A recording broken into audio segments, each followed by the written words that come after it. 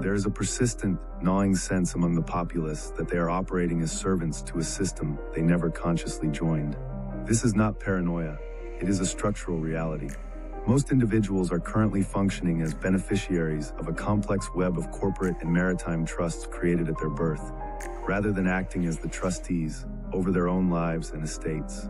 The birth certificate and social security number are not merely identification documents.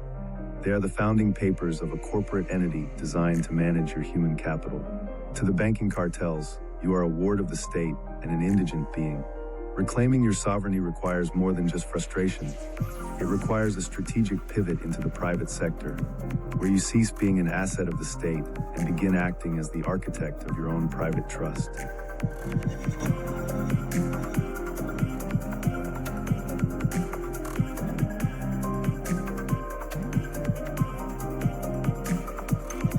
This is the great game of semantics, where you're enslaved by a game you didn't consent to.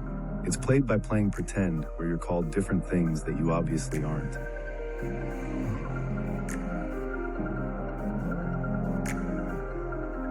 In the realm of commerce, control is an absolute derivative of creation.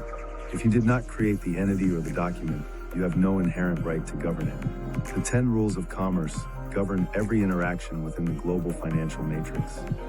Rule 1, you can only control what you create. Rule 2, you cannot control what you did not create. Rule 3, all commerce is based upon a allodial title. Rule 4, the only true title is the manufacturer's statement of origin, MSO, or manufacturer's certificate of origin, MCO. Rule 5, registration equals giving up rights. To register is to transfer legal title to the state. Rule 6, there is no money, only fiat currency and credit. Rule 7, slavery is voluntary, often occurring through an ignorance of contracts. Rule 8, first in line is first in time.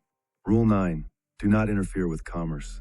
Rule 10, do not allow anything to come between you and your higher power. When you register a child or a vehicle, you are performing an act of surrender.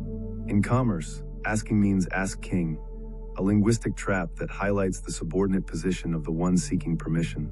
By registering, you exchange the manufacturer's statement of origin, true title, for a certificate of title, equitable title.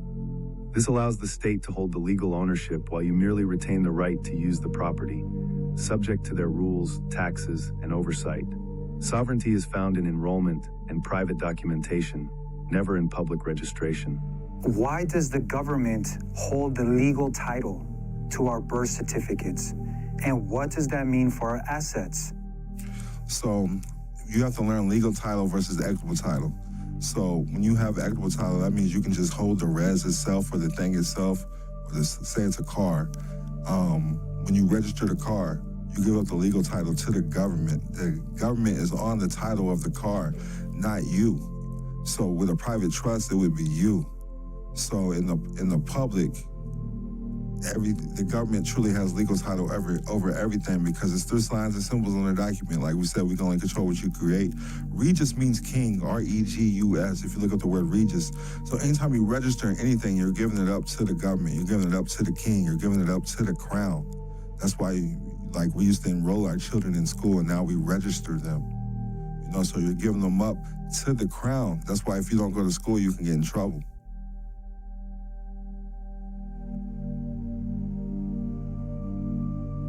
The modern maternity ward is less a medical facility and more a military hospital for the processing of human cargo.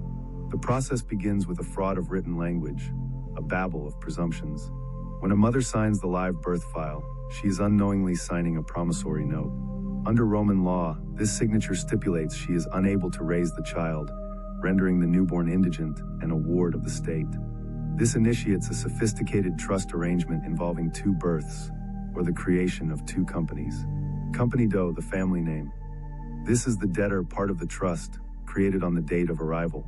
It acts as a mooring dick or maritime lien, tethering the physical body to the corporate state/Babylon. Company John, the first names. This is the creditor, part of the trust, representing the legal title. It is created on the date of registration in the civil registry. The trap is sprung through merger absorption. Company John, the creditor, is absorbed by Company Doe, the debtor, to create the corporate person John Doe. This merger ensures the equitable title and legal title are never held by the same entity, keeping the living being in a state of perpetual debt. A being is born, but a birth is where we position our body, our capital, our ship in relation to this tutelage.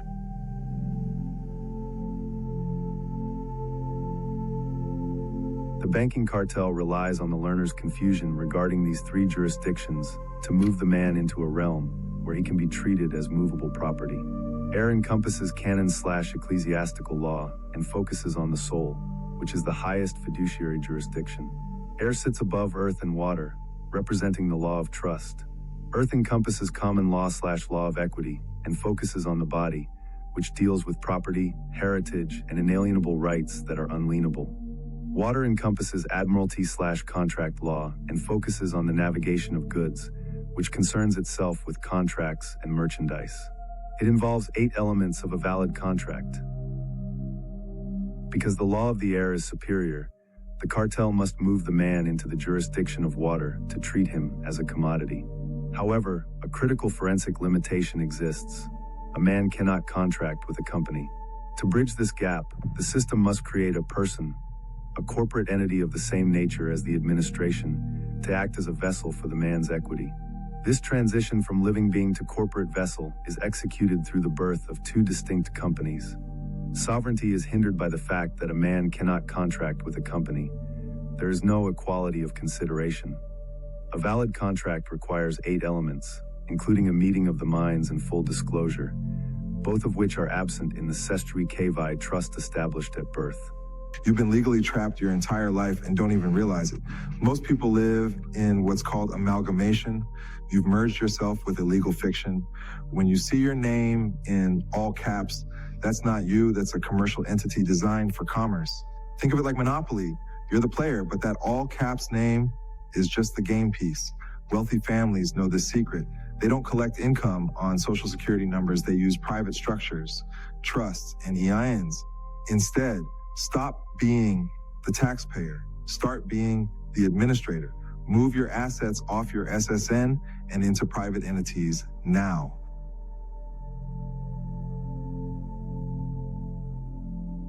The corporate management of the American populace was codified on July 30th, 1956, when President Eisenhower signed the resolution making "In God We Trust" the national motto. Evidence suggests this motto functions as a doing business as DBA, name for a corporate entity, "In God We Trust USA Incorporated." While symbolic calculations link the name to 33 Seaport Street, the official Pennsylvania Department of State registration lists the business at 2415 Seabert Street. The symbolism is precise. The number 33 in G, in a sequence where capital letters follow the 26 lowercase letters, A equals 27, the capital G is the 33rd letter. In this corporate jurisdiction, the we in the motto is a covert identifier for the adversary /Satan/33. By using this motto, the state asserts its role as the manager of the subcorporations, social security numbers, assigned to the public. On the exact day this motto was signed, July 30th, 1956, the spiritual figure Meher Baba was flying over the Potomac and Mount Vernon. The source indicates that at the very moment the corporate motto was being established, Baba was absorbed in his inner work, while his plane circled the Capitol. This convergence suggests a spiritual countermeasure was being enacted at the precise moment the banking cartels were finalizing their claim over the American soul. It's a bit funny, essentially, because somebody was scribbling on paper while somebody else flew around in an airplane. They think they have claim over your soul. Ridiculous. There's a difference between being a U.S. citizen and truly being American. What is the difference between a U.S. citizen and a U.S. national? So, how I look at it, y'all can look this up. It's federal code. I don't have the code with me all bad, but United States business means U.S. citizen. That's a federal code. And so looking at this, I look at things as a U.S. citizen is actually the United States corporation, because corporations have presidents. Citizens are the assets of the United States. So when you claim to be a national, you have rights. So, Chinese people come from China. Japanese people come from Japan. So where do U.S. citizens really come from? So there's a difference between being a U.S. citizen and truly being American. Can someone become a national of a specific state within the United States? Yes. When I say that your state is really your country. But yeah, so like Texans come from Texas. I got Dr. J in the building, he's from Texas. He's really a Texan. So people got to look at it like this. Like, I like to use Africa because everybody says those people are African when they point them out. I feel like that's like a derogatory remark because they come from tribes. They're Kenyans, they're Nigerians, Sierra Leoneans, and y'all just put them in this box of Africa, which is a continent. So your state where you come from is truly like your country. To remain a beneficiary is to remain a ward. Beneficiaries are liable for taxes, their assets are vulnerable to torts, wrongs between individuals, and their estates are funneled into probate. To escape the public trap, you must reconstruct your life using a hierarchy of private structures. Step 1. Make your name a business, LLC. Reclaim your trade name by establishing it as a limited liability company. Step 2. Establish a holding company. Place your LLC under a holding company in a charging order protection state like Nevada or Wyoming to isolate and manage financial risk. Step 3. Create an unincorporated association or ministry trust. These entities operate in the private sector, outside of direct government control, and are used to manage family affairs as a private ministry. Step 4. Utilize a non-grantor, irrevocable complex discretionary trust. This is the pinnacle of protection. It lives longer than the individual, avoids probate, and allows you to hand down assets through generations without the state's interference. By moving up this hierarchy, you transition from human capital to a priority secured creditor. The bulletproof tool for the private strategist is the common law irrevocable ecclesiastical trust. This is a private contract with the Creator, operating in the jurisdiction of the heir, the highest form of law. The IRS recognizes the validity of these common law trusts, acknowledging that no state filing is required and a single trustee is permissible. Unlike a state-created corporation, an ecclesiastical trust exists by the authority of the divine. It shields assets from government oversight and the torts of the public system. When you move your assets into this structure, you are effectively signing a contract with the divine rather than the satanic corporate jurisdiction represented by the public league.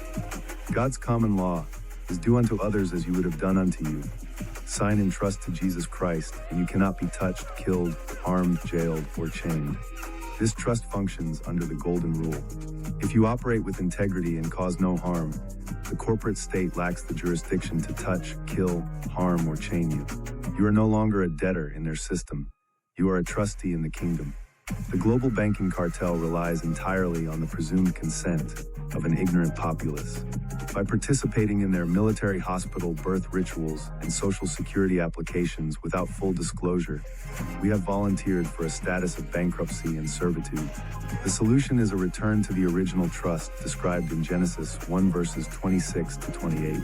In this structure, the Creator is the settler, the parents are the original trustees, and man is granted dominion over the earth, air, and water. We were designed to be the first trustees of this world, not the collateral for a corporate debt. If your name is currently a corporate trade name managed by the state, and your labor is the security for a national debt you never contracted, who is the CEO of your life? Is it you or the corporation that claims you as its ward? The path to the private sector is open. The question is whether you have the courage to sign your own declaration of trust.